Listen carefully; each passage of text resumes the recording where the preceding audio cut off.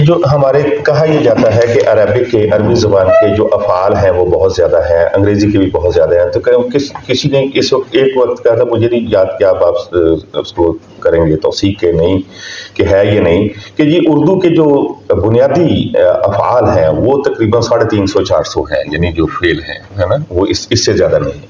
लेकिन आप ये देखिएगा कि इन 350-400 अफ़आल ने बहुत बड़ी मुज़ाहमत की है। यानी इसने जब यही सिंटेक्स है, यानी जुमला जो है ना, जो उसकी जो बुनियाद है वो आपका बुनियाद, और कहानी में सबसे बुनियादी चीज फेल ही होती है, यानी जिसमें करना है, जिसमें होना है, जिसमें सहना है। अगर हमारे करना, होना और सहना बदल गए तो समझ लें हमारे अस्मा तो पहले ही बदल चुके हैं। तो फिर इसका मतलब यह है कि वाकई हमारी ज़बान उर्दू खत्म हो गई।